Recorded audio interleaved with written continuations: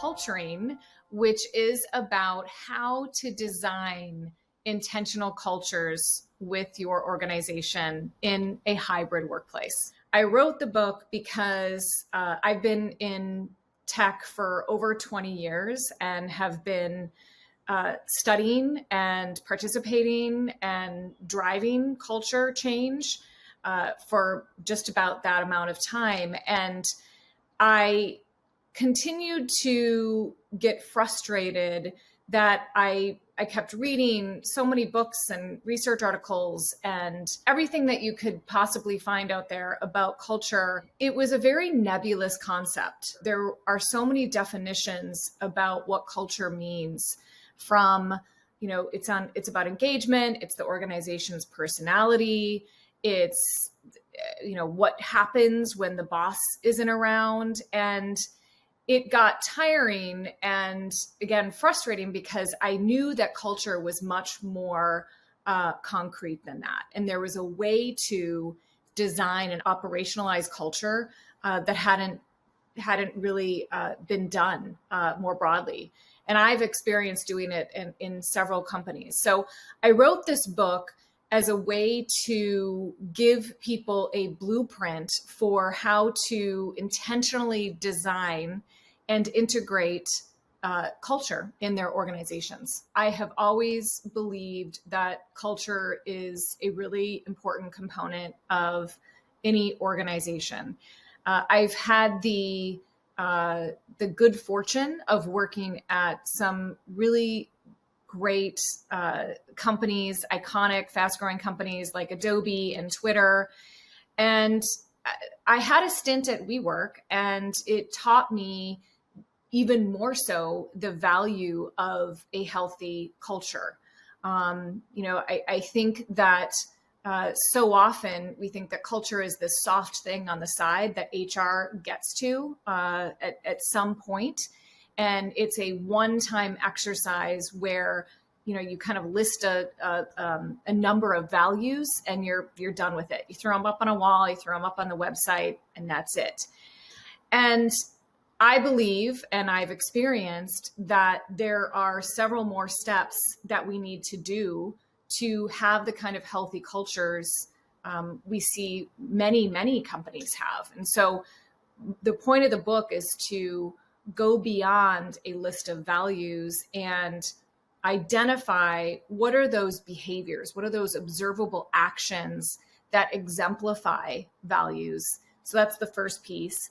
And then what are the different processes you need to embed those behaviors in? So processes like things we already do: hiring process, onboarding process, promotion process, feedback.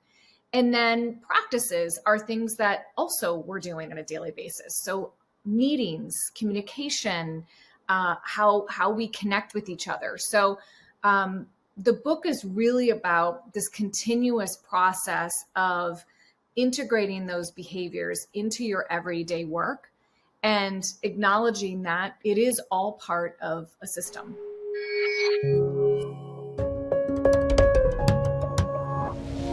It surprised me that organizational culture has been around as a concept for over 70 years. And we're still in this place of defining culture as a very nebulous concept. One of the reasons I wanted to write the book is because I do think there is a way to define an intentional culture. We're in a different time right now. I mean, we're all trying to write this playbook together, and nobody knows exactly how to navigate this next chapter of our work. And so how we've typically defined culture is, the food we have, the ping-pong tables, the happy hours.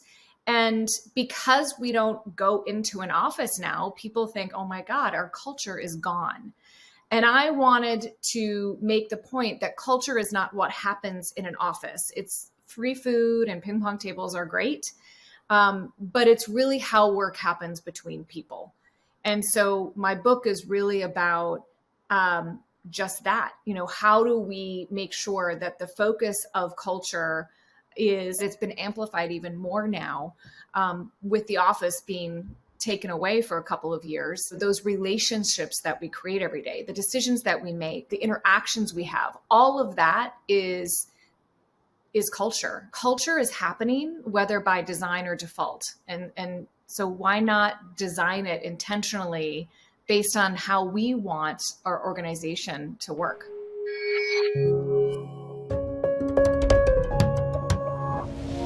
One of the things I talk about in the book is this idea of systems thinking. And we need to connect how we're working with what we're working on, our strategy, and why we're doing it, which is our purpose. All of those link together. If we pull one, if the strategy shifts, we need to also be looking at our culture, our behaviors. And so I think people have thought about culture as this separate thing. It really is integral to the business. It's something that needs to be co-created from the top down and the bottom up, and it needs to be reviewed consistently. Maybe not as often as our strategy, but especially at key inflection points, culture needs to be reviewed. We have such a huge opportunity in front of us now that we've had the facade of happy hours and ping pong tables and all the things that are in the office be somewhat taken away. I think those are still there, and I think those are good to create the kind of connection we want to have with others. But most of us are now working in organizations that have this hybrid workforce. So we don't get to go to an office every day. And so I think, a first step for leaders in looking at their culture is to take a look at your values and go one step further. Do that exercise of identifying what are those behaviors that we want our values to exemplify. So for instance, if we have a value of innovation, how would I know we're being innovative? Would we be prototyping faster? Would we be acknowledging mistakes and learning from them? I think it's important that you identify that additional set of behaviors that tie to your values. So that's always the first step I recommend leaders do.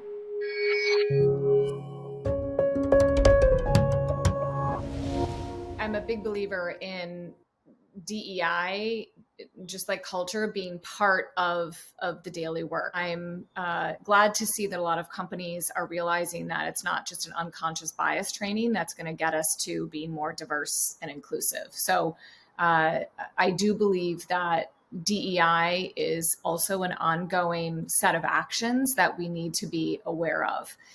The cultural add and complement was something that I've been thinking about a lot, because I think the cultural fit piece implies that we're trying to get you to fit into the culture that we already have, versus you bringing a different set of perspectives that still complement who we are and what we're doing as a company, but we can't continue to grow and be innovative if we don't have additional perspectives on our team. I think of cultural fit just like I think of the word assimilation. I've always disliked that word as well.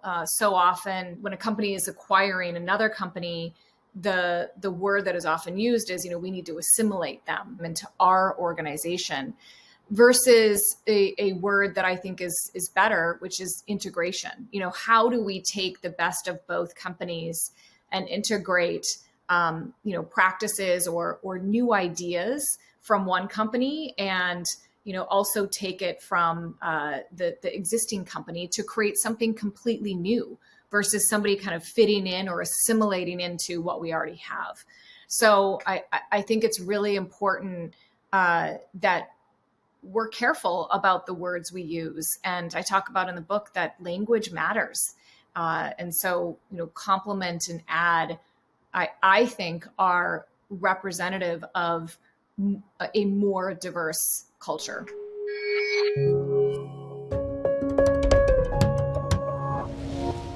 I can now say that I appreciate my time at WeWork because I learned a lot.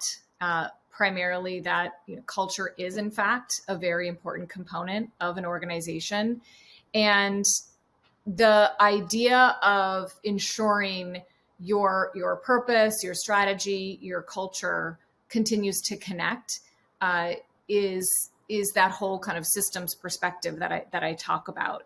I think a lot of us have heard about the WeWork stories and the disconnect between the purpose. I think the last purpose statement that they had was elevate consciousness, and that would be really hard to try to map that to a strategy around real estate. And so I think it's important to continue to look at all of those pieces of a company and ensure that there is a connection to all of those. WeWork also invested in wave pools at a certain point. And so, and I remember employees saying, I don't really understand why we're investing in wave pools when we're about co-working spaces and real estate. So I think it's important that those three pieces continue to map and connect tightly together. Purpose, which is the why, strategy, which is the what, and culture, which is the how.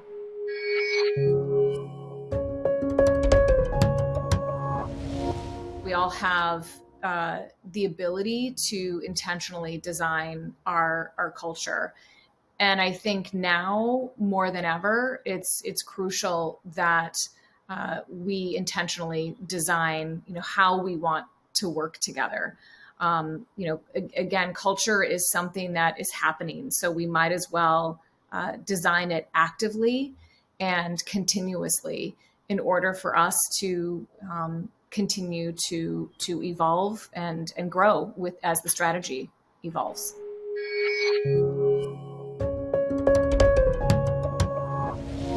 One sign is when you have when a company has a list of values and there's no mention of those values anywhere else in the company. In company meetings, the leaders don't talk about them. They just live on a website.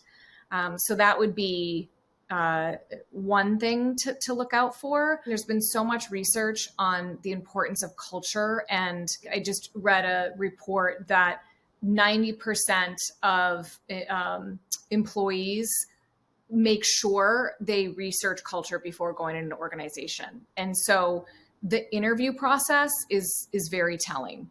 And so if you have interviewers who identify what the values are and then ask you questions consistent with those behaviors, that's a sign of a good culture. If your interview process is questions just about what you're going to do and very results oriented versus how we work together, I think that's a sign that the company doesn't really focus on culture. They're all linked, whether you call it purpose or vision or mission. I think of that as more of your why. Why are we in business? Why are we here? Why does it matter? And so really identifying that is important because we're dealing with the Great Resignation and the Great Reset.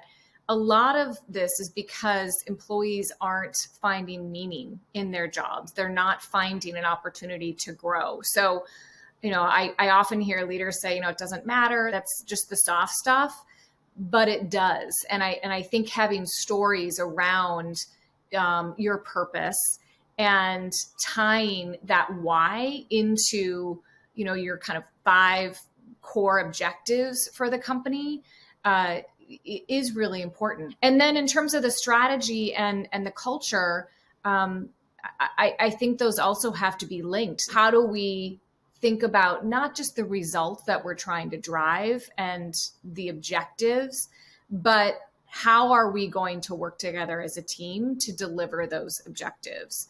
How are we going to be innovative to meet some of the goals that we have set in front of us for the year? So I think the really effective organizations are always looking at those three pieces and making sure employees understand, what the company is doing in each of those areas.